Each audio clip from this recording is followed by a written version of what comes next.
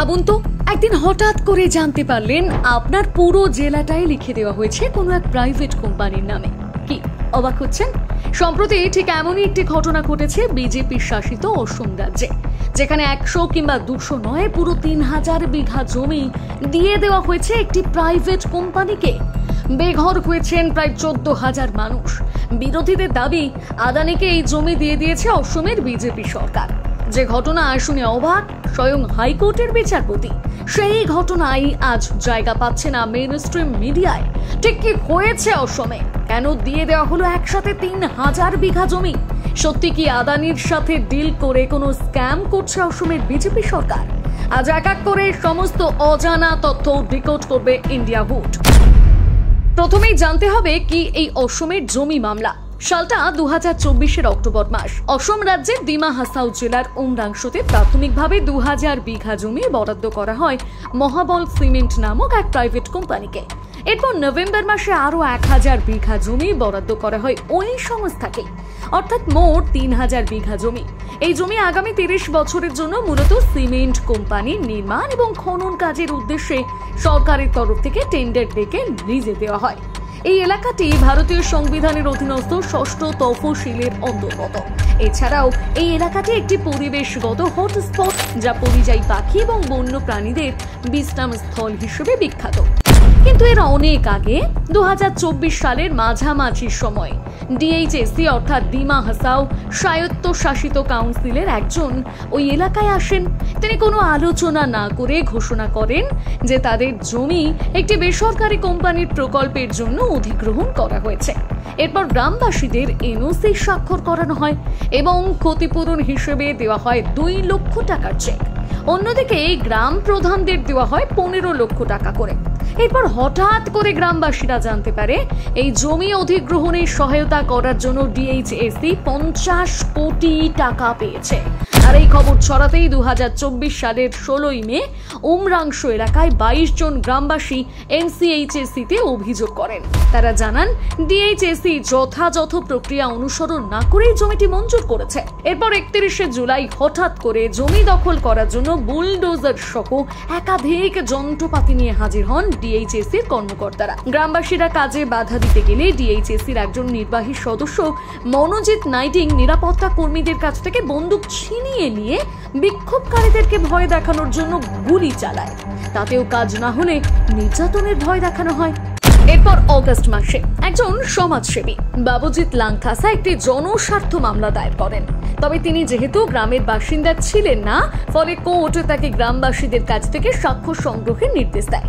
এরপর 2024 সালের ডিসেম্বর মাসে গ্রামবাসীরা নিজেরাই একটি রিট পিটিশন দায়ের করেন, যা 2025 সালের জানুয়ারিতে গৃহীত হয়।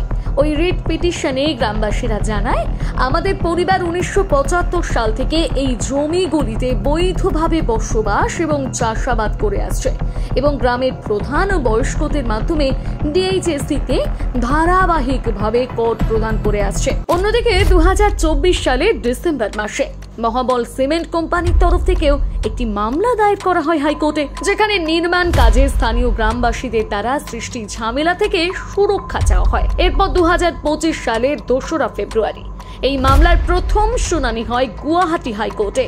সবকিছু শুনে কোর্টের তরফ থেকে আবেদনকারীদের মালিকানাধীন 3000 বিঘা জমি কিভাবে মহাবল সিমেন্টকে বরাদ্দ করা হয়েছে তা স্পষ্ট করার নির্দেশ দেয়।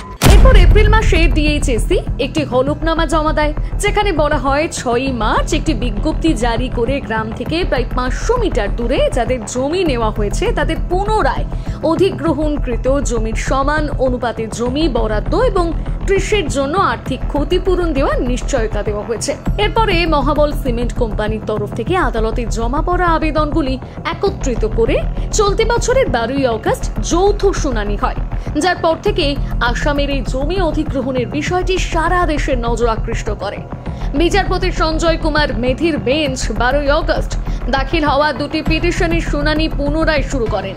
2টি পিটিশনের মধ্যে একটি করা হয়েছে 22 জন গ্রামবাসীর তরফ থেকে রাজ্য সরকার এবং সিমেন্ট কোম্পানি সহ আরো 5 জনের বিরুদ্ধে। অন্যদিকে মহাবল সিমেন্ট কোম্পানির তরফ থেকে একটি পিটিশন দাখিল করা হয় রাজ্য সরকার সহ আরো 10 জনের বিরুদ্ধে।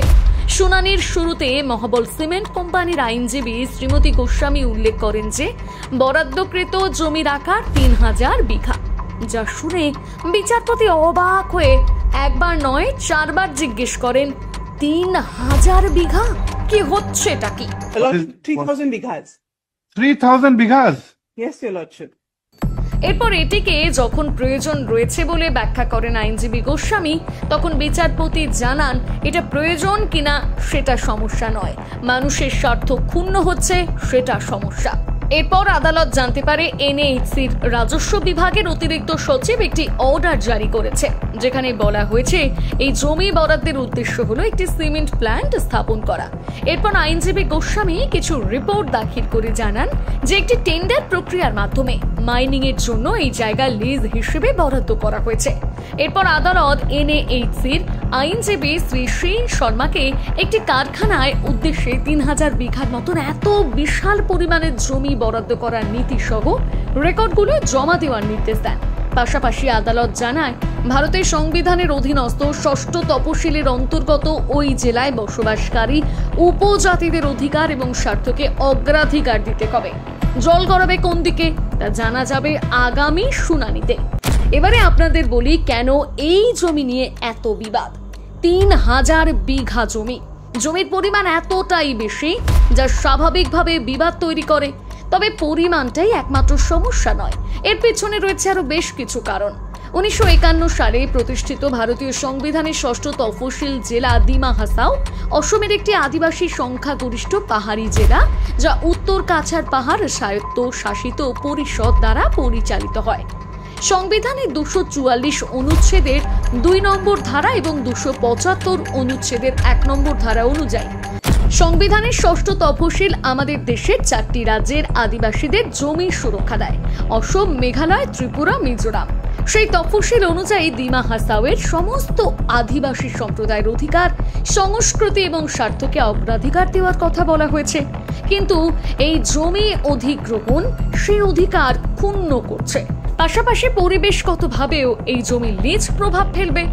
এছাড়া সংবিধানের 5ম তফসিল অনুযায়ী পিইএসএ আইন 1996, যা 244 অনুচ্ছেদ ধারা 1 এই জমিকে আরো সুরক্ষা প্রদান করেছে। সেই আইন বলছে আদিবাসী জমি কোনোভাবেই বহিরাগত এবং ব্যক্তিগত কোম্পানিকে দেওয়া যাবে না। অর্থাৎ অসম সরকার ইতিমধ্যে সংবিধান বিরোধী কার্যকলাপ করে ফেলেছে। আদিবাসীদের দাবি এই জমি কেনাবেচা 6ষ্ঠ তফসিল এবং আদিবাসী অধিকারের বিপরীতে। এই জমি তাদের পূর্বপুরুষদের। তাদের দাবি এই ঘটনায় প্রায় 14,000 গরিব পরিবার বেঘর হয়েছে। এর আগে 1997 সালের সামাথা বনাম অন্ধ্রপ্রদেশ রাজ্যের মামলায় সুপ্রিম কোর্ট রায় দিয়েছিল তফসিল এলাকাভুক্ত জমিকে কোনোভাবেই অধিবাসী বা ব্যক্তিগত কোম্পানিকে মাইনিং অথবা শিল্পের জন্য দেওয়া যাবে না। সেই অনুযায়ী অসমের এই জমিও দেওয়া যায় না। তবে অসম সরকারের দাবি ব্যক্তিগত সংস্থাকে জমি দিলে রাজ্যের আর্থিক উন্নয়ন এবং শিল্পকরণ হবে, বাড়বে কর্মসংস্থান। কিন্তু বিরোধীদের দাবি অসমের বিজেপি সরকার শুধু কর্পোরেট সংস্থার লাভ দেখছে। এর মাঝে বিরোধীরা এই জমি কেনার পেছনে আদানির ভূমিকা রয়েছে বলেও একাধিক খবর রটাতে থাকে। এবারে বলবো আদৌ কি তা সত্য? তথ্য বলছে অন্য কথা। 2024 সালের ফেব্রুয়ারি মাসে মহাবল সিমেন্ট প্রাইভেট লিমিটেডকে জেকে লক্ষ্মী সেন্টার অধিগ্রহণ করেছে। অর্থাৎ কোম্পানির মালিকানা বর্তমানে জেকে গ্রুপের সঙ্গে যুক্ত এবং এই জেকে গ্রুপের সঙ্গে আদানি গ্রুপের কোনো লিঙ্ক নেই।